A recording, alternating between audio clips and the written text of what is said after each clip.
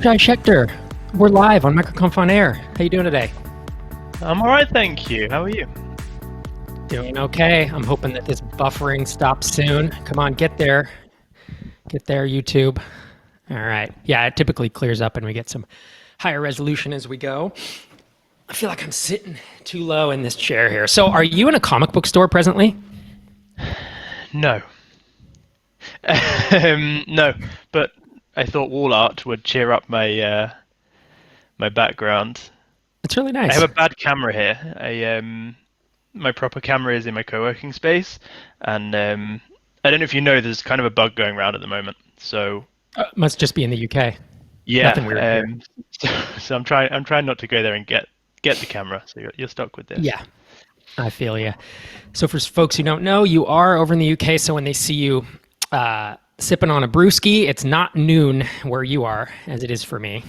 Am I right? What type of beer are you drinking there? It's a Budweiser. I'm being local to you guys. What? What do you? That's so what? I don't even drink Bud, and I live here. It's like made here. That's hilarious.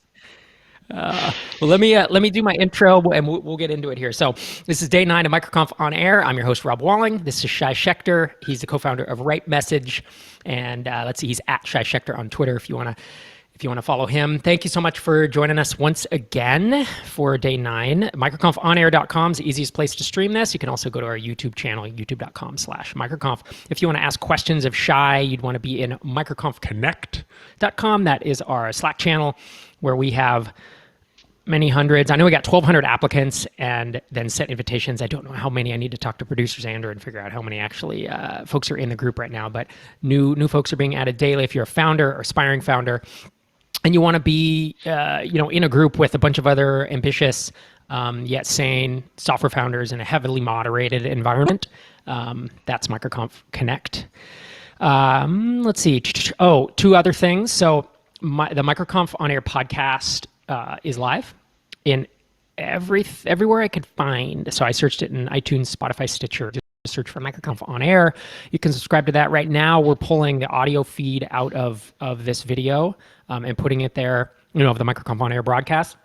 Longer term, since we don't plan on doing daily content, for the rest of our lives, longer term, it will be, we're going to have different formats and different, MicroConf related audio snippets. Speaking of not doing it daily for the rest of our lives, next week, we're going to transition to doing MicroConf On Air only 2 times per week, Tuesday and Thursday. We want to continue doing it, continue having a twice weekly distraction. But we have found that kind of the daily cadence for 2 or 3, we're essentially doing it 2.5, 3 weeks, has worked.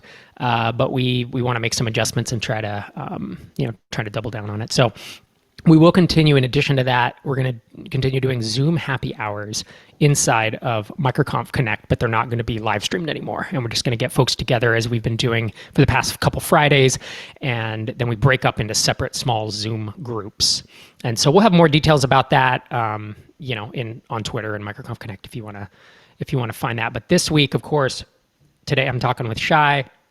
Tomorrow we have really, it's like a breaking news 1-hour stream that is a conversation with Einar Volset and Brennan Dunn, where we'll be talking about the U.S. government's efforts, the bill they just passed, and the Paycheck Protection something. It's PPP is what it is. Einar did a big write-up on it. He read the hundreds and hundreds of pages of government legalese, so you didn't have to. If you go to microconf.com/latest, you can see that write-up, but he basically summarized what's hundreds of pages of a U.S. government bill. And then tomorrow, he's going to answer our questions. Both Brennan and I have questions for him about how it works from startup and freelancer perspectives. And then we want to take questions from the Slack group. We want to take live questions and ask him. So that's exciting tomorrow. We'll be doing something else on Thursday, and then come back to you next week on Tuesday. So thanks as always to Basecamp and Stripe, our headline partners for the year. And let's roll in to start to talk to Shai. So Shai did a really good MicroConf talk in Europe, about MicroConf Europe about 4 or 5 months ago. It was called RightMessage Year 1, from a 75K launch to virtually bankrupt to product market fit. It was well well received. And then Shai came on Startups for the Rest of Us a few months ago, and we talked through it again, and and dug even deeper in. So we're going to be taking your listener questions at MicroConf Connect. But before we do that, Shai, how you doing?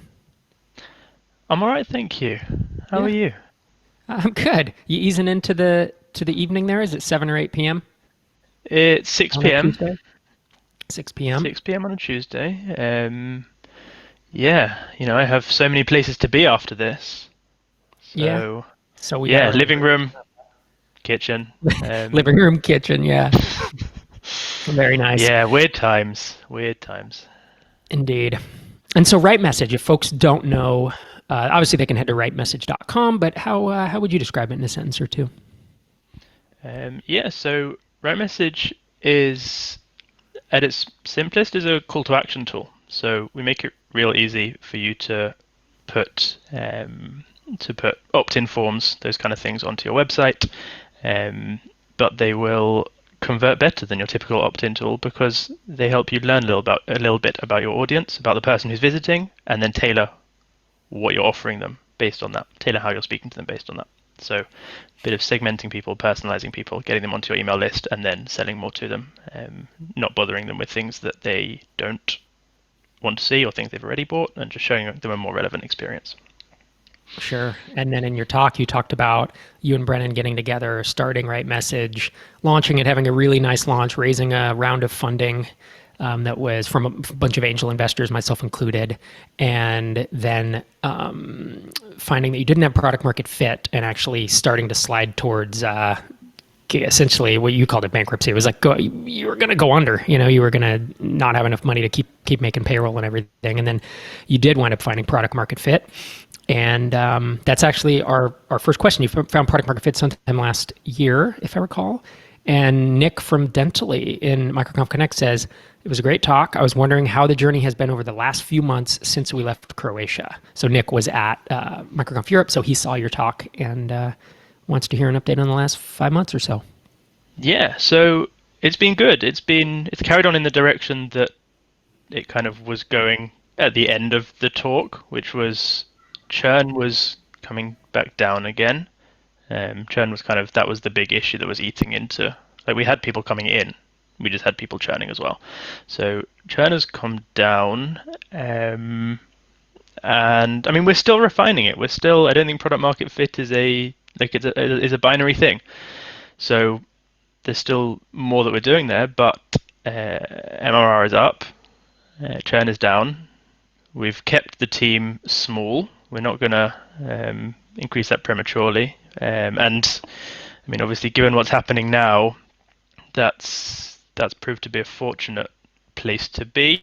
We're seeing one or two cancellations come in with coronavirus, with people just trying to cut expenses across the board, which just kind of makes us grateful that we're not still in that place of being a loss-making business, because that would have just accelerated that. But yeah, we're very happy with it. Very happy with it, and yeah, continuing to grow and still tweaking things, and hopefully we'll be able to. If we can keep growing even with everything that's going on, then perfect. We'll see. Yeah, and that's the tough part, right? I completely agree with you. But my view of product market fit has always been that it's not binary. It's a continuum, and you just kind of tick that notch up with different people. First, you get a decent amount of product market fit with a very small group, and then you get more with them, and then that group expands, and it applies to more and more. So there's a lot more nuance to it than acting like it's a 1 or a 0 in a database. Folks can actually go to rightmessage.baremetrics.com and see your stats. You guys are just about to hit 30K MRR. It looks like you're at 29,770. And yeah, I guess like all your stuff that's right. I was going to say, yeah, revenue churn's down to 8.8%. Have you found, has your thinking changed on, or I guess really the question is, how do you feel about having your metrics public like that on Baremetrics? Is that something you feel like has been a benefit to you? Has it been a detriment, or has it just mattered at all? I'm not convinced that it's made a massive difference either way. The thing is, they're not entirely accurate anyway. We have various filters on that and various other things that will give much more accurate numbers than what's in Baremetrics, which are what I took out to put in the talk in Croatia, because you get things like, especially early on, we'd have you might have one larger customer that's skewing things. You might have one-off revenue that's being counted because of the way it goes through Stripe. It's being counted wrong. There's a lot of stuff that, like, it's not entirely accurate. We put it there originally because we wanted people to be able to follow along and see what was working and what wasn't, and we just wanted to be as transparent as possible.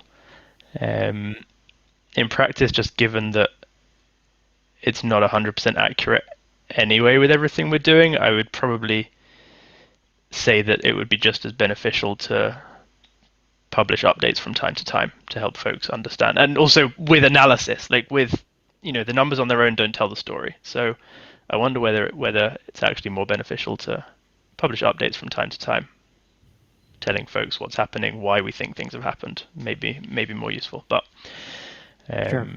but it's good. It's, apart from anything else, it's good that the investors can easily jump in and see things when we send the updates to them. Sure. There's a question from YouTube. It's from Tristan Bailey. And he says, I'd like to keep hearing about I'm trying to understand this question. I'd like to keep hearing about your team's product journey. So I wonder, maybe he's asking, like, what have you built in the past 5 months, or what, as you're trying to refine and get fit with more people, what has that looked like? Has there been a major release or some major product, adjustments over the past 5 months? Yeah, so there hasn't really been. It's not been like a huge. The big change we made, I think it was before the talk in Croatia, was that we did this kind of mini pivot to really focusing on the opt-in tools rather than the more advanced tools where you can personalize all the messaging on your website. And we did that as kind of an easier entry in for people who were new to segmentalizing. Since then, it's been quite incremental in terms of the updates. It's been, a lot of it has been like just getting parity with the other basic opt-in tools. Like, we had the more advanced segmenting, and you could see that was really helping people with their conversions. But we didn't, when that launched, like, we didn't have image support. We didn't have like much by way of designing your opt-in widgets. There was a lot of stuff that the basic tools could do that we couldn't, because we went in with kind of our USP first and then filled in the gaps afterwards. And so yeah, a lot of it has just been catching up on the more basic side, in terms of what we've been launching. Yeah, and it's the interesting double-edged sword of entering a crowded market. The sword cuts both ways, because you're entering a crowded market, which means there are a lot of people interested in the tool and the market is verified. You have to get heard above the noise is the first thing. You have to have some kind of audience, some kind of reach, some type of marketing that is going to get you to the top of some stacks. And then getting to feature parity in some of these spaces is really hard. And I mean, you're not even in the worst of them. Can you imagine building a CRM or an ERP or an ESP or another 3-letter acronym that I could just make up and everyone would nod along because we don't know what it is? But it's like, those are brutal. I was imagining trying to build, let's just say we're going to try to build an ESP today. Like, we could code for a year, 2 of us, and I bet we still would not be at parity with a MailChimp or a Drip or a ConvertKit or something. I mean, it's just, there's so much in there. And so I think that's stuff for people to think about, right? As you're entering a space, is that the more mature the space is, because like, a counterexample or a different example is like Stripe metrics and analytics back 5 years ago, when Josh was first launching Baremetrics, or maybe that was 6 or 7 years ago. Podcast hosting over the past 2 years, still a relatively nascent and new space, but it's developing. When you get into email marketing, we're 15, 20 years from the first ESP. And so there's just, the products are really mature. And so there is a difference between entering a market with a lot of competitors that's a year or 2 old and entering a market with a lot of competitors that's 20 years old, because of just how much you have to build to get parity. Yeah, And to some extent, like to a certain extent, people will forgive you not having some of the basics if you are genuinely doing something that's really beneficial for them. The difficulty is that it's very hard to know to what extent that holds true. Yep. Because when you have people saying, you can do all your customer interviews and you can find out, all your customer development, and you'll find out that people are sick of their current tool because it doesn't do X or because they wish it would do Y, and you can build X or Y, and they just haven't mentioned the fact that, oh, by the way, I also really need those 10 things that it already does, and there are other things that I don't need it to be doing. But it's quite hard to judge which things you do need to get parity on and which things you can kind of hold off till later. Totally agree. It's really hard, and it almost varies person to person, right? It's like we could go in and say, Microsoft Word is a big bloated piece of software. You should remove 80% of the features, because I never use 80% of them.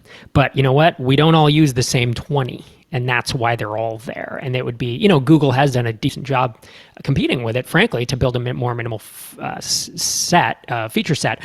But if you look at authors who are writing books, they're not doing it in Google Docs. They're doing it with these special templates in Microsoft Word because it's just more powerful. So, yeah, I'm not saying that you have to, certainly not saying you have to replicate an entire feature set and then add one or two features to be unique. As you're saying, I think we're both agreeing, like you just need some of the basics, then you add on your own spin because you need that value prop that's a little bit different, because if you're just the same as everybody else, why would anyone leave a competitor where they're already there? Because switching costs are non-negative, non-zero. But yeah, if you build 20, 30% of the features, finding out which 20 or 30% to build is really hard. But if you can do that well and then add on a couple of yours, you can get to product market fit with a small group, and then you just expand from there. And over time, you get to a mature product. Yeah. Now, one thing that I kind of noticed that I thought was really interesting is as we got closer to product market fit, we started the feature requests that we would get from customers all started to converge on the same things. That's cool. But, right, early days, you'd get a ton of feature requests and there would be no coherence between them. And then you're like, this is mad. Do I need to build all of these? Do I need to, how do I reconcile this? All over the place, yeah. Yeah, and I think the answer was you can't reconcile it. What's happening is people don't 100% know what the product is for. There's not like one audience, one kind of person, one whatever that you're targeting. Everyone wants different stuff. As we started to hone it in, you'd start to get on the same day 5 people would request the same feature. And you're like, okay, I can see there's... we're on the right track. I feel like we're getting somewhere here. Yep. Yeah, no, that makes a lot of sense. That lines up with my experience as well. We have a follow-up question from Nick from Dentally. He says, you mentioned issues with barometrics and weird billing, like large one-off annual payments on Stripe. How do you work that out internally to get the true numbers? So I think he's wondering about the mechanism. Like, are you pulling them into a spreadsheet, or do you have code that has an internal dashboard? Yeah, so some of it is filters and things in barometrics itself, where you can just kind of exclude, like, we know that this customer doesn't count. We always knew that they were coming on, paying us a lot of money for a few months and then going. Like, we're not going to count that. That's going to skew our numbers. So let's just filter those out. Stripe Sigma as well is really good. Stripe Sigma it's a feature within the Stripe dashboard that gives you like SQL database querying across all your transaction data. So you can just dig out you can exclude the right things, you can dig out the right things from that and then save that query for later. So those have been useful as well. That's interesting. All right, checking the Slack here for more questions. Well, now's the time when we just stare at each other. Awesome. There are worse people to stare at, Mr. Walling. Yeah, well, thank you. Thank you, sir. No, we don't stare at each other. Here's a question I have for you. Oh boy, Xander always puts a joke. I don't have a joke today. He hasn't used his sound effects yet. Yeah, I know. Okay. There we go. Okay. So a priest, a rabbit, and a minister walk into a bar, and the rabbit says, I think I must be a typo. Because rabbi. Yeah. I didn't and topical. hear. Oh, hey. I love it. And topical. So from Vulcan, and yeah, suddenly questions are flooding in now. They're like, "Oh my god, don't let this happen." So I had a question for you. I was just kind of vamping, but so Vulcan says, "How is affiliate marketing going? Any tips to make sure it goes well?" So you have been doing some affiliate stuff, is that right? You want to tell people what you've done to date and kind of catch us up Yeah, and so answer his question. we've had an affiliate program more or less since day one, or at least since very early. Um, Anyone who recommends someone else, who refers someone else in, gets 20% for life of whatever they pay for the product. Um, and we also, because we have the opt-in widgets that people are putting on their website, the RightMessage widgets also have like a powered by RightMessage link. If someone clicks through that and then signs up, then you also get a kickback. You can disable that branding, but then you lose out on the affiliate money. So I'll be honest, we haven't. It's not something that we've massively pushed. So we have it there, and it does bring in a fair amount of our revenue. Um, but yeah, it's not an avenue that we've massively like really focused on at any point. It's never been that like we're going to really push that to try and drive things. I don't know what would happen if we did. It's something that we could play with, but we've just kind of had it there in the background, and it has brought in a decent chunk of money. That's interesting. Is it because because most of the time, if you just set up an affiliate program, it doesn't do much. It doesn't bring in much revenue. And so do you feel like it's the powered by link that has had that power? I speak from experience because I remember with Drip, our powered by Drip link, I used to track the numbers there a lot, and it was a non-trivial amount of traffic. Yeah, so I would need to have a look at exactly how much, but a lot of it does come through those links. We did also do a few kind of specific outreach things. So we've done various things with Pat Flynn. He promotes it a lot. Hmm. He's a big affiliate, and a few others. So there have been a few here and there who have kind of a lot of it is just people writing articles linking to us. Hmm. So those people will typically seek out whether there's an affiliate link. And then, but otherwise, yeah, I would need to look at the numbers, but I think the powered by is a lot of it. Yep. And that's the thing, right? For most people, affiliate marketing is a 95-5. It's not an 80-20, it's like a 95-5, where like 5% of your affiliates, and I would include your powered by link as one of your affiliates probably. 5% brings in 95% of the revenue. It's way outsized because there's only so many people with really large audiences. And if people don't have really large audiences, they just don't tend to drive much, much revenue. So as I keep saying, look behind me. I can't because everything's reversed. But does anyone see the pantry opening behind me and some kid with red hair going in? Yeah, go ahead and get that. This is awesome. This is real life streaming from your house when you tell everyone to leave the floor. Yeah, but some kid walks in with a blanket and red hair. So who was that? Was that Finn now has red hair? Yeah, that is Finn, and he just Finn. dyed it for the first time ever. Finn says hi to everybody. A couple more questions here because we are getting short on time.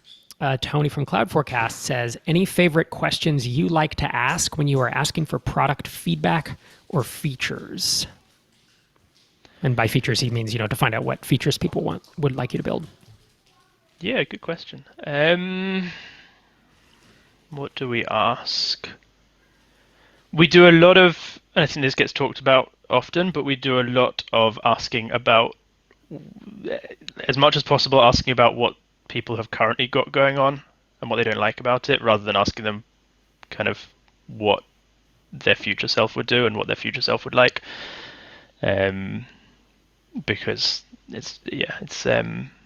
people will really passionately tell you the things that are bothering them with their current setup much better than if you just ask them, like, what would you like this to do next? Come up with an idea. Yeah, be a visionary. And you've never built a product, but what would you like in this product? And here, I love that approach. Number one, because people are aware of what bothers them, and they're able to communicate that. Especially a layperson, someone who just is not a developer, not a product person. They can describe what they don't like about either their current pain point or the current product they're using if they're using a competitor. The other thing I found is when you ask people, we used to ask when we were building Drip, like what should we build next? What do you think we need? It was always a laundry list of what MailChimp did. It was like, well, you should have a mobile app, and you should have, MailChimp. If you hover over this thing, it shows and these numbers and these metrics. And we were kind of like, look, MailChimp's a good tool. I always had a lot of respect for him, but I'm not going to just replicate that tool, unless there's like real value in building those features. It's not just what you're used to. It's how can we go back to first principles and almost level this up, So there are dangers, I think, in asking simple questions, and the way you're doing it, I think, is probably more beneficial there. Yeah. Or the alternative, which is they tell you what they would love to have next, and then you just need to work it backwards. Like, why would you want that? Like, where would that help? Where would that help in your current process? Actually solving? Right. A lot of people propose solutions like, I need a checkbox to do this. And oftentimes you got to dig in and say, why do you need that checkbox? Oh, you can actually already do that with this other way. Or there's a much better way. We kept getting requests to build these complex flows within automation rules and within all this stuff. And we eventually realized we don't need those flows. We just need to build a visual builder, a workflow builder. And that was what came out of it, was a bunch of different, requests that kind of all fix the same thing. Yeah. Perhaps our last question. Oh, go ahead. Oh, yeah. It kind of ties into what we were saying before. Like, when you start to get a lot of the same feature request again and again, that often tells you something, but you also get these things where you feel like you've got 10 different feature requests, and then you ask them why they want that, and they all want it for the same reason. They've just all individually come to their own possible solutions. And you're like, okay, now we can, now that we know that you all want the same thing, we can figure out the best way to deliver it. Right, and that's the best epiphanies as product designers that Derek and I used to have with Drip specifically was exactly that. When we would get all these feature requests and we're just agonizing, like, oh, we can't build 10 different features. It'll become a Frankenstein. It'll feel like, it'll be a crappy product experience, and it's a lot of work. And you'd combine it into one thing. Is like, wow, all we have to do is add the ability to add a tag on a delay, and it fixes all these things. It's just these crazy insights that, like, these are like, dish, like while you're doing the dish insights or like shower insights, where it's like, that's it, and it all connects real quickly. Last question for the day. Tony from Cloud Forecast says, what are the essential funnels people should be considering and building with RightMessage? Do you have recommendations on best practices to start with? You guys have a nice library, right? Yeah, what a wonderful question that it looks like I planted. I promise I did not. We have just relaunched our recipe book. We were calling it a recipe gallery for a long time, and then I'm like, recipes do not live in a gallery. RightMessage.com/recipes. Yep, it's in the top nav, and there's a bunch of basic blogger funnel, content upgrades, cart abandonment for course creators, lead generation for law firms, NPS customer survey, SaaS playbook. Yeah. So we'll have more. I mean, I think there's one called like basic funnel, and if you're not sure where to start, that is the one. Like, do that, you will get more conversions. If you don't, then I mean, you may have to play with the question a little bit, but like that should already work for people. If it doesn't reach out to us, we'll help you tweak it, because they're done right. That will boost conversions. And that's a big thing right now. And we've kind of for a long time we haven't done as much of pushing how RightMessage can improve your business metrics. Like there's a lot of kind of, it's a nice to have, but will it actually make a meaningful difference? And I think especially current climate, like we're now really accelerating, like drumming home the fact that it really can, and we can really help people to increase the metrics that they need to be increasing right now. Right. I think that's a really good point. Those recipes should help start. Yeah, don't spend more money driving more traffic right now. Ease off the accelerator a little bit, but optimize what you already have coming in, right? That's essentially what you're saying. Yeah, if you can get more conversions, you can get more people onto your list, or more people buying for the same traffic or the same ad spend. That's that can be good. That'll do it. Yeah, I've been talking to producers, Andrew, about implementing this RightMessage on the MicroConf site, the robwalling.com, just kind of all the web properties that I work on. So when I saw the recipes came out a couple weeks ago, I was like, all right, I think finally I can tackle this. I wish I only had one site to do it on, which is what's been holding me up. Is I probably have 4 or 5 that I need to do it on, and so it's going to be a bit of a task, a project, if you will. Just pick one, Rob. I know, that's what I'll do. Should I sign up? If I do 5 websites, can I do them all in one RightMessage account? should I sign up for 5 accounts? You can sign up once, and then it's the team system is exactly how it was in Drip. So you Okay, can have one cool. login and then Very 5 well architected then. sub teams. Yeah. Yeah. Excellent. Well, sir, we are at time. Thank you so much in the chat. I want to make sure there's yeah. So thanks so much for the folks in MicroConf on air chat. And let's see. If you want to follow Shai, he's at Shai Schechter He's on not. Shai SC. Shai SC. Oh no, Shai did I? SC. You're right. I tweeted at you earlier and it automatically picked. I'm glad you corrected me. So it picked SC. RightMessage.com, of course, if you want to find out what he's working on. Tomorrow, same time, same place, we're doing a 1-hour Q&A live stream. It's on the U.S. government COVID-19 financial assistance for businesses, for startups, for freelancers, for consultants. And we're really focusing on the payroll protection program.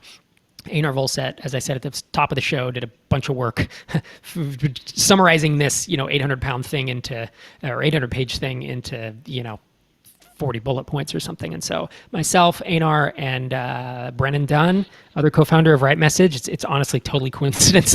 You guys are back RightMessage week. I know, it's great. So he'll be on, and we'll be chatting up with Einar and trying to dig it out and figure out what the perch is for everybody. So youtube.com/microconf. And Shai, thanks so much for joining us today. I really appreciate your time. Thank you for having me. Stay healthy. Stay inside. You too, man. It's always good to see you. All right. See you guys tomorrow.